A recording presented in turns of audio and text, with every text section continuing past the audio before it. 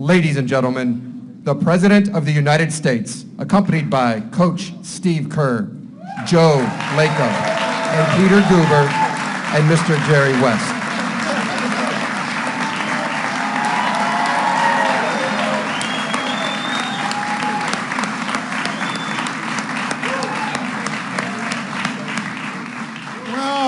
Welcome to the White House, everybody. Give it up for the NBA champion, Golden State Warriors.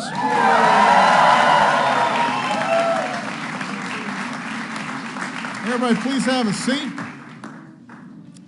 Now, let me begin by saying I was hoping that Riley Curry would be here today to share the podium with me, but I guess I'm going to have to get media training some other day. The East Room is not as loud as the Roaracle, but Dove Nation is well represented. We've got some members of my cabinet and Congress in the House who are big fans, and I don't just mean Harrison Barnes, who apparently they call the senator. He's from Iowa, so maybe he's got some politics in his blood, but we've got one of the biggest Golden State Warrior fans around, our leader in the House of Representatives, Democratic leader Nancy Pelosi. We got Republican leader Kevin McCarthy is here, so this is bipartisan. We have Mayor Schaaf is here.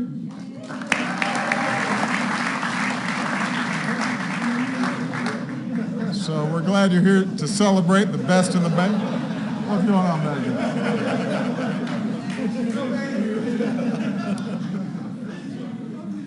I also want to recognize Warrior Executive Board member and NBA legend, one of the greatest of all time, the Logo, Jerry West. He's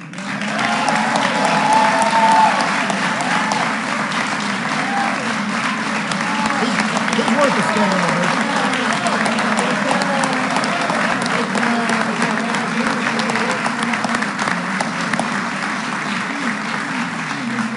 As well as owner Joe Lacob and general manager Bob Myers. Give them a big round of applause.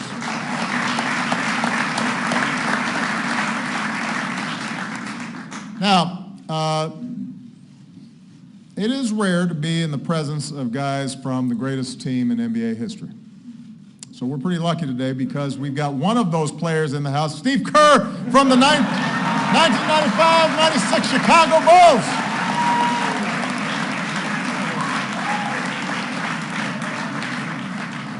It's good to see you back.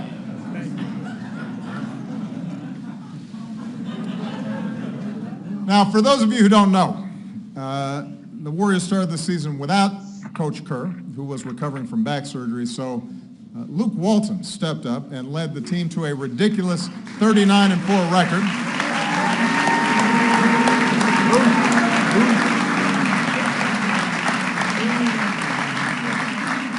Unfortunately, the NBA won't let Luke count those wins as his own, which, man, that doesn't seem fair.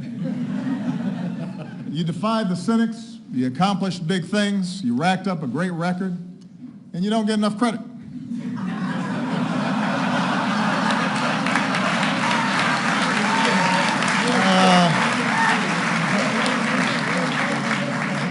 I can't imagine how that feels.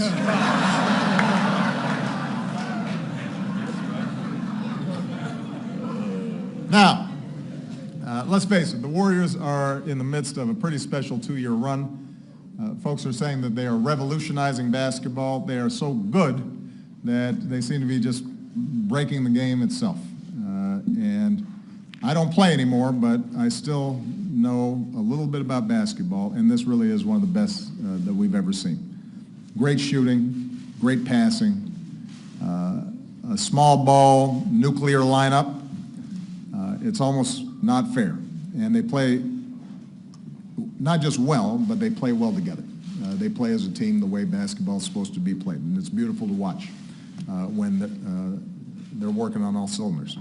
Now, let's face it, beautiful was not how folks described the Warriors for many years. I may be one of the few who are old enough to remember the last time they were good. Back in the middle 70s, I was, last time they won a championship, I was 10 years old. So the franchise had had some good teams and some great players, but it had been struggling. One college player forgot that there was even a team in Oakland. That was Klay Thompson, by the way.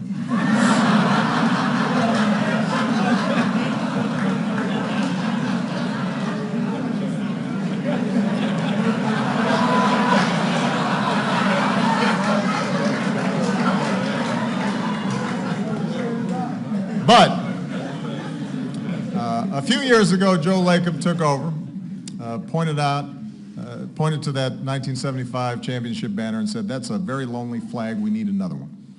And last year they got it. 67 wins, 16 straight at one point. That used to seem like a lot until this year, where they started off 24-0. Ended last season with their first title in 40 years. And obviously a big part of that was league MVP Steph Curry.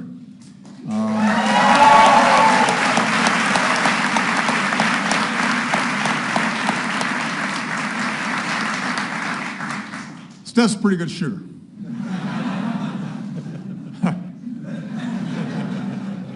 For those of you who watched the game against the Wizards last night, he was, to use slang, he was clowning.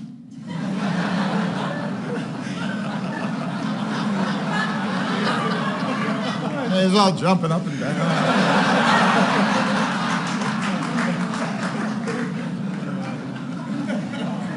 Just settle down. By the way, for the record, I heard during this summer, after our golf game, that Steph was using the excuse of Secret Service being intimidating for why he lost the match.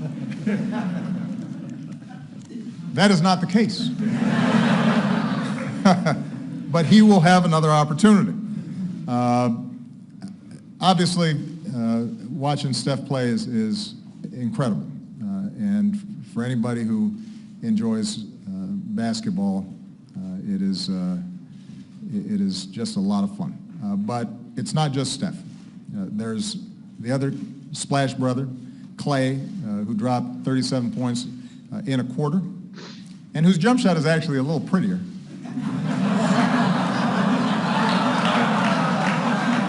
I mean, I'm just saying.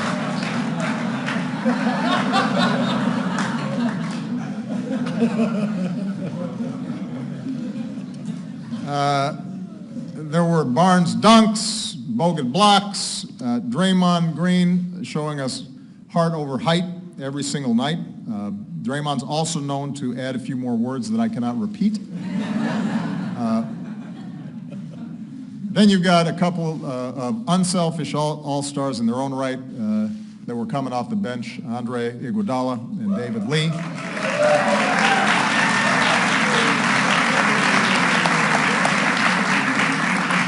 And a bench that was so good that an opposing coach complained they've got two starting lineups. In the finals, Golden State faced Cleveland and a guy named LeBron. Down 2-1, Coach Kerr had the guts to shake up the lineup, and it worked.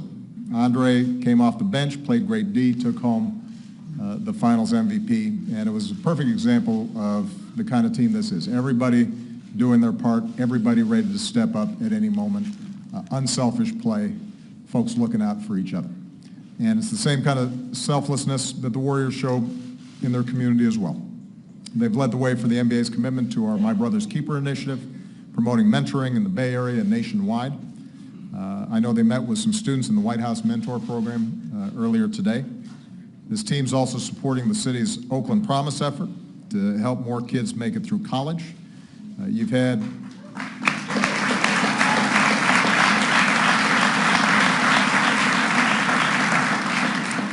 players take a stand against gun violence, work with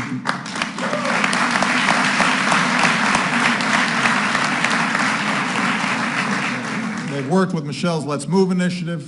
They've dressed up as Santa to deliver Christmas presents to those in need.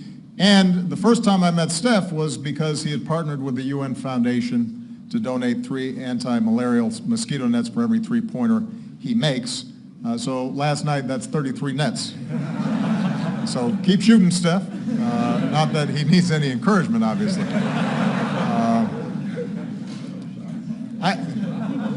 The point is, this is a great basketball team, but it's a great organization. It's a great culture. And these are outstanding young men. And some of them I've met before. Steph I've gotten to know a little better. They're the kind of people you want representing a city, representing the NBA, and the kinds of people that you want our kids to be rooting for. So they have a lot to be proud of. Good luck for the rest of this season. Maybe you'll break that Bulls record. But as Coach Kerr pointed out, he wins either way. Either way, he's got the record. So, thanks everybody. Congratulations. You want to say something?